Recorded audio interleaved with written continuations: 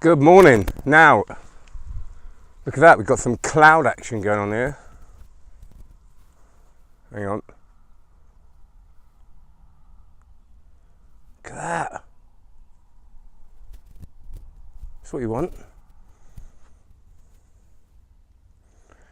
I'm here near Stanage again, in lovely Sheffield. So I'm proud of myself this morning because this is my first 5 o'clock morning. Got up at 5 and to cycle at 5:30, and when I got up it was raining, and obviously that's the first excuse to resist the rain, go back to bed. So I did. I hit the button, and then I heard it stop raining, which was good, and there's natural light coming in because I have the windows open. Wake up with a bit of natural light. And I came out here and I looked at the weather forecast and it said it was going to rain, and I was trying to believe that. I was trying to find every excuse basically not to come out, but I didn't. And look at this. This again, like I've said before, is the prize. This is what gets you out of bed. And actually, importantly, and this is really important because I hate all this kind of macho. I only have 4 hours sleep and I can work on 4 bollocks. I get up at 5. Because I know I can have a sleep at 2 o'clock. That's it. If I can't have that sleep, I don't do it. So it's not a kind of I don't need much sleep thing.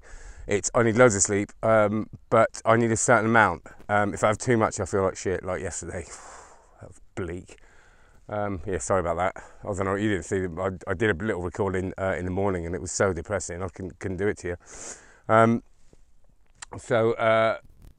But this is brilliant. So by the way, talking about the sleep thing. This is, like I said, it's been probably 3 weeks now since I've done a 5 o'clock, and I don't think I genuinely have felt that as good in that 3 weeks as when I do get up early. I haven't been able to because of the kids and stuff like that. But it's from this book, right, called Sleep by Nick Littlehales.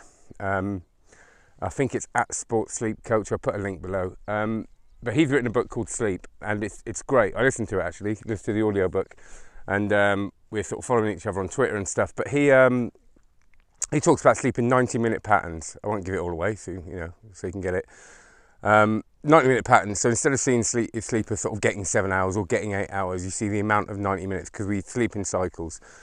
Okay, God, he's going to kill me. I think it's a Dean 90 project, or he calls it. I don't know. That's wrong. So sorry. So it's the idea is how many 90-minute cycles you get, and the idea is that if you go to bed, you work out how many 90-minute cycles you have. So basically, I know that I need 4 90-minute cycles to feel pretty good in the morning. But then I need another nap later, which he calls a CRP, controlled recovery period. Right, and he works with Tour de France cyclists. He worked with Man United, so he knows this shit. It's not just bobbins. And it's all about hacking your sleep, and sort of it's all about experimenting. So you might be one of those people that needs a bit less, like I do. I think I need less in one go, but then I need another one later. Some people need a certain amount. And I genuinely think since I've been going to bed, I get to sleep at 11, so it's not late nights. I'll try to. And get up at 5. And then have usually 30 minutes is enough to make me feel okay later on. And obviously I know a lot of people can't do that. But it totally has probably transformed my life for the better, which is a shame that, and I know it's a bit weird if you have an office and people say we could have a nap, but it's a shame people can't, because you are wired like me and you can have that little rest period at sort of 2-3 o'clock. It just totally, I'm so much more productive and better. So that's, Nick Littlehales. Oh God, have I got that right? Yes, I have. Sleep, and I'll put a link below. And it's the resistance, isn't it? It's all that stuff about telling you to sort of not get out of bed and do it, and it's keeping your eye on the prize and remembering why you do this stuff, and getting up here on the peaks. And now I know I'll be all right. See, if I do this later on, there's no way. If I was going to do a couple of hours work, which could work for some people, and then did it, I know that getting back into it just isn't going to work, because we do need most people that work creatively. And by creatively, by the way, I don't mean art necessarily. I mean, if you're creating anything, whether it's PowerPoint or whether it's spreadsheets, or you've got to be in that creative mode to be able to think. You need that time to think. So I need sort of chunks of time to do that. So I know that if I go cycling at sort of 10 o'clock later and say I'll work later, the chance of getting back into it properly are pretty minuscule.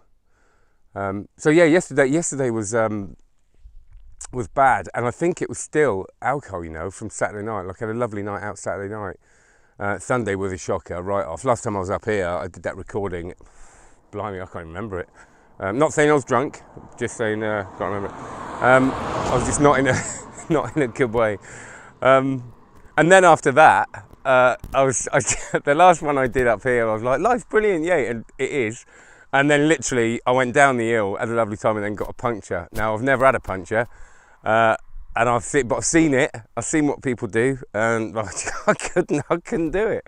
You got to change the inner tube. I had everything on me, like all the gear, no idea, and then I got this tyre off, and I was like, oh yeah, I got the hard bit, and I just from that point I couldn't change it. I couldn't do it, so I literally had to wait for someone to cycle past. And what happens when you're a cyclist is that every time you're kind of doing something, people will go past and go, "You're right, mate," and you know you always go, "Yeah." And 3 people sort of cycled past me. I went, "You're right, mate." I was like, "Yeah, yeah." And then the sort of 4th one, he's like, "You're right, mate." I was like, "No, I don't know. I haven't got a clue what I'm doing, to be honest." And he sort of gave me that look. I'll sort you out. And that's a lovely thing about this culture and doing this. And the other thing is, I don't want to see when you sort of see this, you see me in this gear, and look, I mean, God, you know what I mean? Yeah, it's like someone's vomited on me lycra in an 80s disco, innit? Not putting these down, by the way. These are very good.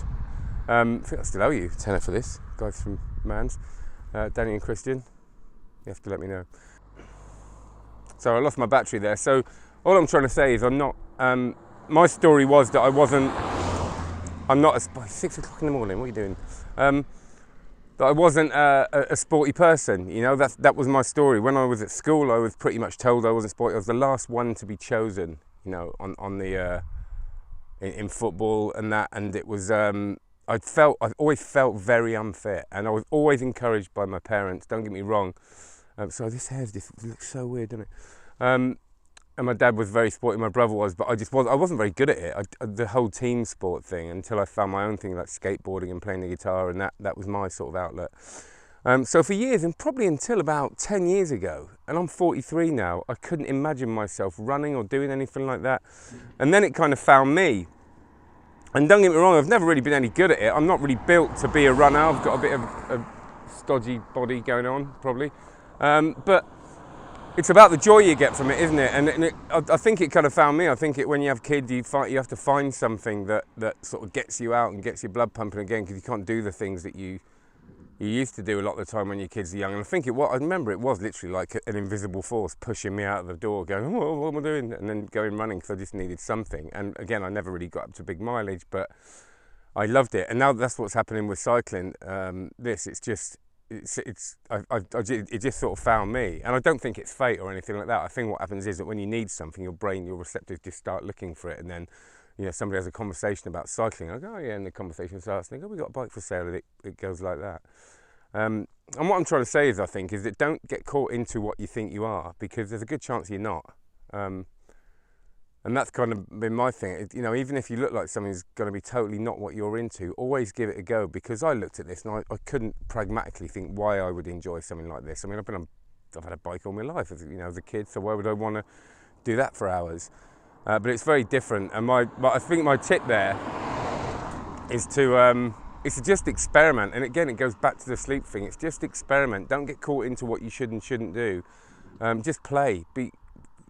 Play with what you do and what you've done for years, and try and break those habits and try and hack things and just try things out, because it will be life changing if you have that open mind to just try and play and get to that space where we might slag something off, going, "Oh, why do people want to do that? It looks boring." And then you never know, when you do it, it might be awesome, and you might end up going up a hill dressed in lycra as a 1980s disco dancing champion, getting people looking at you with a camera on a selfie stick at the age of 43. But yeah, proper ramble that is. So have a great day, and thanks for your lovely support. I'm going to say it all the time. Loads of beautiful messages last night, private messages from people from years ago saying keep going. So thank you. Go to the YouTube channel. I'm going to say it after everyone. stevefaulkner.com/YouTube and subscribe. Have a lovely day on going down the hill. Bye.